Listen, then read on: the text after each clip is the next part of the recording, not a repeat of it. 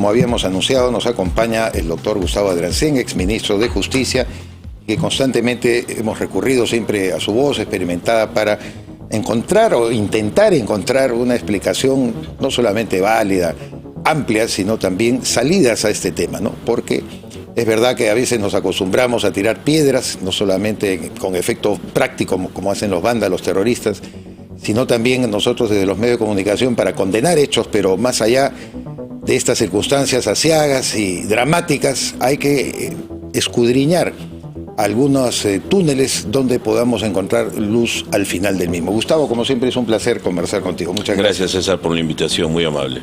Quisiera justamente esa visión, primero panorámica tuya, y en base a que tú has sido hombre de Estado, también has pasado por el Poder Ejecutivo.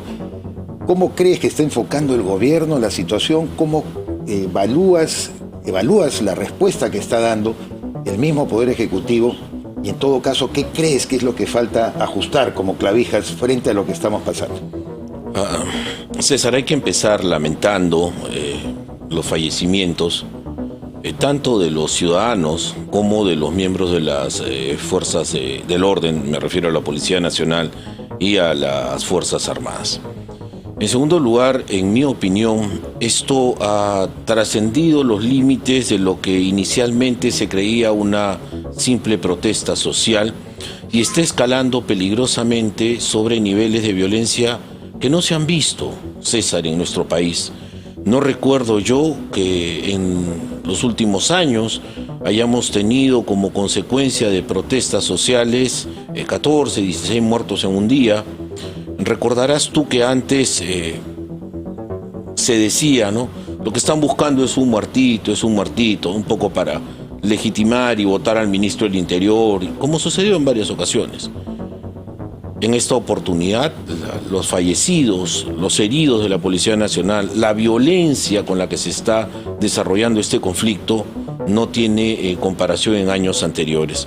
¿En qué punto no tiene comparación? Me gustaría que te detengas en eso y le expliques a nuestro Yo creo que en primer lugar la dimensión del conflicto en tanto a extensión, tantas regiones comprometidas, tanta gente comprometida, tantas demandas de cada uno de los lados. Y tanta coordinación, ¿no? Porque agreguemos eso también, porque esto no es que Puno se revela por sí mismo, ni Cusco, ni Tacna. Hay evidentemente un cerebro mayor que está organizando. Sí, hay un cerebro mayor organizando y hay fuentes de recursos diversas también financiando estos movimientos. No es casual que se produzca en Puno, donde hay contrabando, donde está la Rinconada, donde hay tráfico de drogas. No es casual que se produzca en Arequipa, en Chala, donde está la minería ilegal. No es casual que se produzca en Cusco, tampoco en las zonas antimineras. No es casual que se produzca tampoco en las zonas de lavado de oro y de tala ilegal en Madre de Dios. Es decir, acá hay intereses financiando y organizando estas protestas. Yo creo que por otra parte el Estado, que debe tener una lectura como la que estamos haciendo nosotros, ha mostrado por lo menos una estrategia que en mi opinión resulta insuficiente en este momento. La respuesta policial militar no ha sido suficiente y no creo que sea suficiente. Sin embargo, para dialogar tú necesitas dos partes. Y hay una que no se sienta a la mesa a dialogar, no hay un legítimo interlocutor del otro lado, probablemente porque las demandas sean muy dispersas, eso por un lado, y por otro lado porque no me interesa el diálogo, me interesa el caos. Caos para que esto quiebre y para que el statu quo se mantenga. Conversaba anoche con un buen amigo, ¿a quién le interesa este conflicto en esas zonas puntualmente? ¿Por qué la presencia perversa y diabólica de Evo Morales en el Perú agitando esto? Para que las avionetas del narcotráfico sigan ingresando libremente, llevándose y trayendo droga. Ese es el interés fundamental. Yo no encuentro un cuerpo policial insuficiente, carente de la logística, ¿no?, de los recursos suficientes, en número también insuficiente, atendiendo conflictos, tiene que dejar otras zonas, ¿no?, sin resguardo, y allí aprovechan para seguir haciendo sus fechorías. ¿Qué creo, César? Yo creo que sería... Ayer vi las reuniones que tuvo Otárola con varios gobernadores regionales y escuché un mensaje que me pareció muy válido. Vamos a hacer 3 cosas concretas y vamos a atender las demandas. Estos gobernadores regionales acaban de ingresar hace menos de un mes, entonces están fresquitos. Pero escuchar lo que está sucediendo en cada región, de problemas que, como todo el mundo dice, son seculares, muy bien, si conocemos cuáles son esos problemas, hay que hacer estrategias para empezar a atender estos problemas. La solución no es mágica ni instantánea, esto va a tener que ser progresivo. Conforme vayamos atendiendo demandas insatisfechas, es muy probable que la atención vaya disminuyendo. Espero yo inteligencia y lucidez por parte del Ejecutivo a efectos de que se puedan sostener estas políticas. En la medida que se han atomizado las organizaciones sociales de base, claro, que representan intereses o demandas justas o a veces inventadas, porque hay que decir lo correcto, Gustavo. Hay, en verdad, efectivamente, mira, como dábamos cuenta más temprano con Judy Rodríguez, lo que el diario El Comercio, su unidad de investigación, revela de una investigación policial de inteligencia, ¿no? Los personajes que son los que organizan y, como tú bien dices, no dan la cara, organizan, pero no quieren ellos ni sentarse ni identificarse como los auténticos promotores de las protestas que van de la mano con los actos de violencia. Organización de Mujeres Micaela Bastidas de Juliaca, Frente de Defensa contra la Contaminación del Titicaca, Frente de Organizaciones Populares de Puno, secretario de actas de las 4 zonas, secretario de actas de las 4 zonas, dirigente del SUTEP en Puno. SUTEP por lo menos nos inspira la realidad, es una organización reconocida del Magisterio Nacional que fue paralelizada por el delincuente Pedro Castillo con el FENATE. Él es presidente de la Federación de Transportistas de Puno. Expresidente del Frente de Defensa del Sector Chilla, Frente de Defensa del Sector Chilla. Todos estos que mencionan, y cuando vemos qué cosa pretenden representar, esa atomización le ha permitido primero quebrar la auténtica representación, digamos, pública que antes nosotros reconocíamos. Un parlamentario de la zona era un líder y podía empoderar, ¿no es cierto?, así es, en efecto, a esas organizaciones. Decir, oye, yo voy a ir a y yo te represento a ti, a ti, ¿Pero a ti. qué le pasó al parlamentario de Acción Popular? Le quemaron la casa. Sí, le queman la casa. Y su representante, ellos lo eligieron. A lo que quiero ir, Gustavo, y tu comentario, es que ya se ha sobrepasado todo el nivel representativo. Sin duda. Te decía antes de empezar la entrevista, ya los líderes no mandan. Un líder que yo tenga como lectura histórica en cualquier parte del mundo era el que organizaba la sociedad. Equivocado o no, pero dirigía a un grupo. Y ese grupo se identificaba con ese liderazgo. No, ahora es al revés. Los propios parlamentarios bajan la cabeza ante la tumbamulta, la muchedumbre, que no es ciudadanía. Yo reconozco que cuando hay conciencia de una organización de base, vaya y lo vamos a aceptar. Pero cuando no hay esa conciencia y tú te aprovechas más bien de la animosidad, de los mitos de esta creación diabólica que hicieron también blancos contra cholos, Lima contra las provincias, que todo es una generalidad y no representa lo cierto. ¿Cómo podemos analizar esa situación, querido Gustavo? No les interesa dar la cara por el nivel de responsabilidad que les asiste en hechos vandálicos como los que hemos visto y los muertos que hay. En segundo lugar, este es el resultado de demandas insatisfechas, cierto, pero demandas insatisfechas también, César, de gobiernos regionales que han sido sucesivamente elegidos por ellos, que no han sido gobiernos regionales de derecha, que han tenido una pésima ejecución presupuestal, que no han invertido los dineros que se les otorga, y a ello agrégale corrupción. Entonces, a mí me parece absolutamente injusto cuando una región como Puno viene a culpar de todo lo malo al gobierno central, quiero decir, cuando han tenido gobiernos regionales que por décadas no han hecho absolutamente nada, a pesar de ser de su misma ideología política. Y tener canon sobre canon, regalías, millones de vueltos año tras año al Tesoro Público por su incapacidad. Y cuando algo ejecutaban, lo hacían introduciendo la corrupción en ello. Entonces, ese también es un problema. Hay una falta de identificación porque no se ha sabido comunicar desde los gobiernos centrales anteriores la responsabilidad y la dimensión de la responsabilidad de los gobiernos regionales elegidos por ellos. Ahora bien, lo que ha pasado ya ha pasado. Tú gobiernas hoy día y gobiernas con activos y con pasivos. Entonces, ¿qué es lo que hay que hacer? En mi opinión es empezar a dirigirse a utilizar de puente a estos nuevos gobernadores, pero empezar a satisfacer cosas muy puntuales. A mí me parece que los radicales en general que levantan la consigna de renuncia a Dina, Asamblea Constituyente, es el extremo. Dina Boluarte no va, ni en mi opinión tendría por qué renunciar ahora mismo. Y en segundo lugar, el tema de la Asamblea Constituyente ya se le dijo que no. porque un grupo de 10.000 o 15.000 puneños reclaman Asamblea Constituyente no significa que 33 millones de peruanos tengamos que aceptarlo de ninguna manera. ¿Okay? Eso no va, el camino legislativo está prohibido, está cerrado constitucionalmente. Ahora, a partir de allí, empezar a negociar. ¿Con quién tienes que negociar? Si no tienes un líder. El gobierno regional tiene que asumir la responsabilidad que ahora le corresponde y empezar a hacer puente con el gobierno y, cuando no, involucrar también a los propios alcaldes provinciales y distritales en este proceso. No encuentro otro camino, no creo, César, que esta violencia vaya a cesar. Probablemente amaine algo la dimensión, pero hay que evitar una metástasis, que es lo más peligroso. Hay que evitar que regiones como Amazonas, como San Martín, como la propia Tacna se vayan contaminando con estas protestas, ¿no?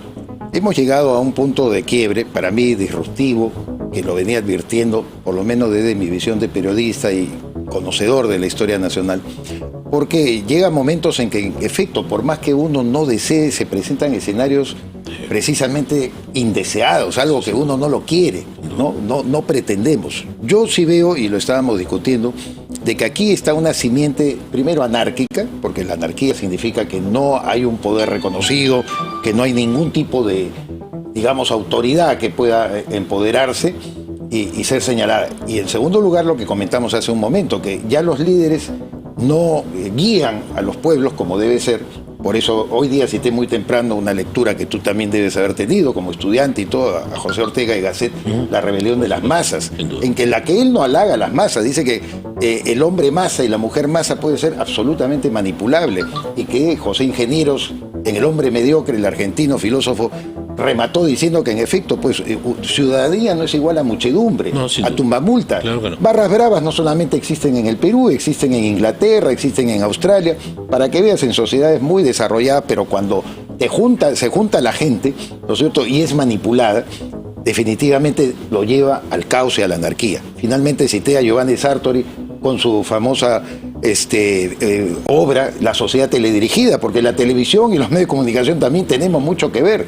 Del Homo sapiens, decía Sartori, hemos pasado al Homo videns, porque una imagen te sentencia y tú puedes manipular a través de la imagen. Y hoy vemos esta invasión de imágenes en la que se trata de presentar a la Policía Nacional como la agresora, cuando es la provocada, ese sector. Entonces, en este complejo problema, porque es realmente complejo, no es fácil, yo sé que ni tú ni yo tenemos una respuesta inmediata. Empezar por el diálogo, por ejemplo, sería lo más importante, pero hay que allanarse a él. ¿Cómo procurar entonces que se allanen gente que en este momento no está demostrando vocación de diálogo? El diálogo más provechoso es aquel en el que las dos partes sienten empatía. El diálogo más provechoso es aquel en el que las dos partes se sienten comprendidas. Y se reconocen primero, ¿no? Sí, hay un reconocimiento, es decir, yo puedo hablar contigo, sé que eres legítimo interlocutor y tú puedes hablar conmigo. Esto de estar participando a través de mandos medios por parte del Ejecutivo es una suerte de poca consideración a la persona con la que tienes que dialogar. En segundo lugar, creo que el diálogo será productivo y provechoso cuando ambas partes sientan que realmente están satisfaciéndose, ¿ok? No te puedo dar asamblea constituyente, no está en manos del Poder Ejecutivo hacerlo, eso lo tiene el Congreso y el Congreso ha decidido que ese no es el camino. Sin embargo, sé que tienes esta necesidad insatisfecha, aquí está y vamos a colaborar con ello. Vendrá por el otro lado la renuncia de la señora Boluarte. La renuncia de la señora Boluarte son puntos en el diálogo que no son objeto de negociación. Tú no puedes pasar por eso. Sería renunciar a la sucesión constitucional, incluso haberle extraído ya el adelanto de elecciones, porque si fuera en puridad y la señora Boluarte fuera una lideresa auténtica, hubiera tenido un partido detrás, legítimamente podría haberse quedado hasta el año 2026, pero no es así, tanto así que la presión popular y el acuerdo, creo, casi colectivo, porque ahí están las encuestas, 80% te dicen, sí, pues tiene que haber adelanto de elecciones, pero los plazos son importantes. Sí, y fíjate cómo ha habido desde la presidenta Boluarte un acto de reflexión y hasta de desprendimiento, si se quiere, porque ella jura hasta el 28 de julio del 2026. Así es. Y con el devenir de los días y con estas opiniones y el clamor popular, dice, bueno, el mío es un gobierno de transición, vamos a hacer un acuerdo político, y se da el acuerdo político con unas nuevas fechas electorales, y ahí está el cronograma. Es decir, desde la cabeza del Ejecutivo tú también has visto esa voluntad. Ahora, me parece totalmente irracional cuando escucho fundamentalmente voces desde la izquierda que quieren un adelanto de elecciones para este año. Ya se les ha explicado en todos los idiomas que no se puede por un cronograma que existe, por unos plazos que hay que respetar y que además son plazos para garantizar unas elecciones transparentes realmente, ¿no? Quieren hacerla pasada mañana las elecciones, Dios sabe qué saldrá de ahí. Entonces, sobre ese tipo de cosas es sobre las que tenemos que conversar. Fíjate, yo estuve escuchando a algunos de los manifestantes que se entrevistaban y repetían como loritos el discurso de la tumbamulta de la muchedumbre, ¿no? ¿Por qué? Vamos a votar a Dina Boluarte. Y repetían, vamos a votar. No tenían ni idea qué era lo que pasaba. Y no sabían que en la plancha de Castillo por la que ellos votaron estaba Dina Boluarte, ¿no? Entonces hay un desconocimiento total, pero esa ignorancia no la vamos a curar tampoco. Hay que dialogar sobre aquella ignorancia para tratar de convencer. Creo que una estrategia de diálogo con los gobernadores regionales y alcaldes sería importante. Creo que una estrategia comunicacional sería importante. Creo que no podemos permitir la difusión de la victimización. Y ahora hay un nuevo discursillo que se está empezando a armar en la narrativa de esta gente, es escalar a esto a un conflicto que lo llaman humanitario, ¿no? Claro, un conflicto humanitario, crímenes de lesa humanidad, con la historia que ya sabemos y la persecución posterior a los miembros de la Policía Nacional y de las Fuerzas Armadas, tampoco lo podemos permitir. Creo que allí nuestra Cancillería debería tener una reacción ya inmediata y ahora mismo, trabajando en escenarios internacionales, contando la verdad de las cosas y no permitiendo que la narrativa esta que están promoviendo los izquierdistas sea la que finalmente prospere, porque el perjuicio lo vamos a recibir muy pronto. Entonces, creo que hay que trabajar en varios frentes, es multidimensional el problema, y creo que aquí las reacciones se tienen que mostrar desde el Ejecutivo, en cabeza de la Presidenta, sí, pero también dándole respaldo al Premier, que, en mi opinión, tuvo una buena presentación en el Congreso, una firmeza sobre el Estado de Derecho, la constitucionalidad, la democracia, pero a esta firmeza hay que agregarle también, no solamente cerebro, sino también reacciones rápidas, ¿no? Por último, Gustavo, y apelando a tu capacidad de jurista, de exministro de Justicia, porque se habla de una de las aristas de toda esta serie de cosas que hay que hacer, el tema de las reformas, sobre todo reformas del sistema político y del sistema electoral. Realmente el tiempo es muy corto, hay que priorizar qué tipo de reformas hay que hacer. Mi postura, y aquí lo hemos sostenido con Philip Butters y yo lo suscribo, el enorme daño que la caviarada nacional, apoderada y empoderada a través de sus organizaciones no gubernamentales, del debate casi exclusivo sobre, por ejemplo, los cambios electorales que laxaron el poder y la fortaleza de los partidos políticos, casi dándole la razón a Alberto Fujimori, que banalizó a los partidos, ¿no? Esos que decían que combatían a Fujimori terminaron siendo peor que Fujimori, ¿no? Y convirtieron los partidos en vientres de alquiler, de intereses fácticos, en universidades truchas, del narcotráfico. Entonces no tenemos un sistema político representativo. Y Carlos Meléndez, este último domingo, lo he citado varias veces, justamente acusa, el gran politólogo Carlos Meléndez, acusa a todos esos reformólogos que nos han llevado a esta situación y que para mí son tan responsables como los violentistas que están ahora asusando la toma de locales públicos y privados. Pero ¿por dónde empezar en el campo de las reformas? Tú, Gustavo, ¿qué priorizarías? ¿Qué es lo que se tiene que debatir en el Congreso para que por lo menos tengamos algún oxígeno y no elijamos algo peor que Pedro Castillo en las próximas elecciones? En un plazo tan corto es muy complicado hacerlo. Si me preguntas a mí sobre temas muy puntuales, reformas constitucionales y legales, yo creo que la reforma electoral es la que está pendiente y requiere atención inmediata. Ojo, hay que pensar en dos momentos.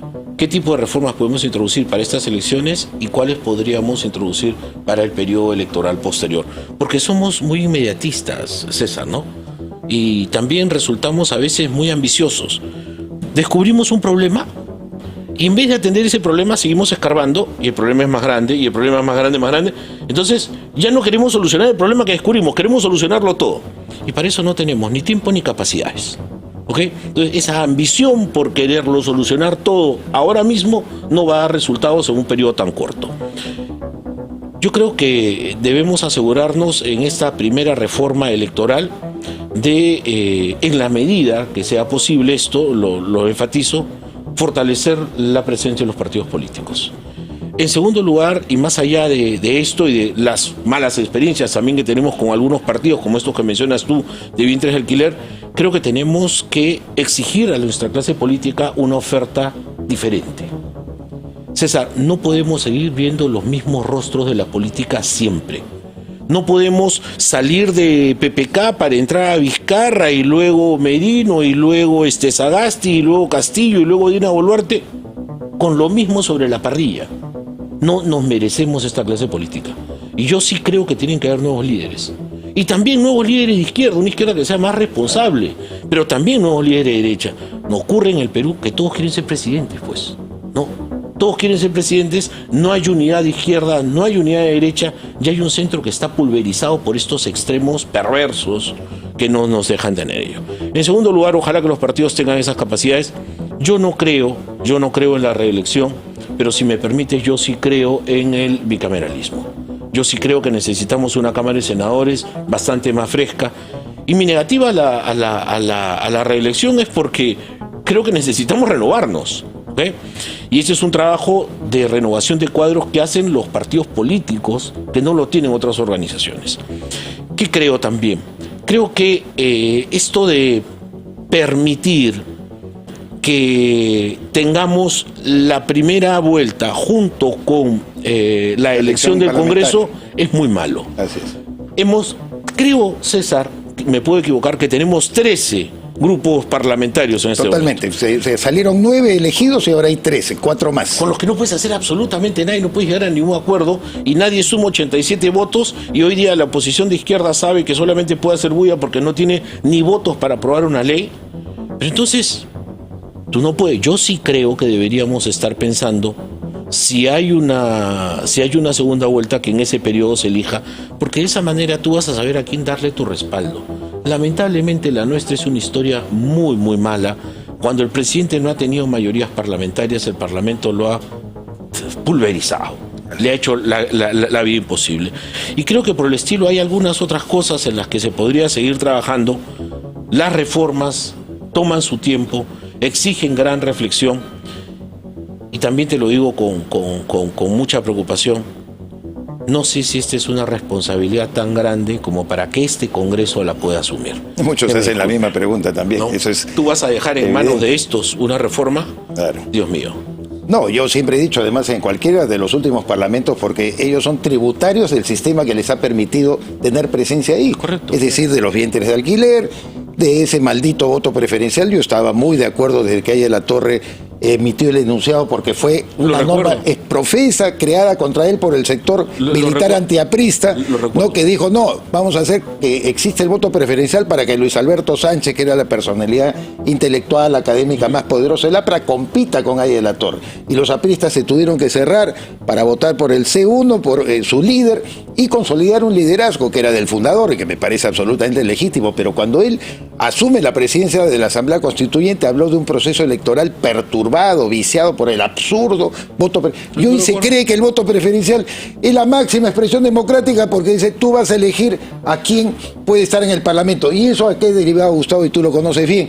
Que existe el transfugismo, ¿no es cierto? No, es que votaron por mí. Entonces, como me decía antes los Flores Arauz, con quien discrepé muy amigablemente, porque yo le tengo gran estimación el otro día que lo entrevistaba, no, es que el voto me pertenece yo por razón de conciencia. No, señor, el voto le debe pertenecer al partido.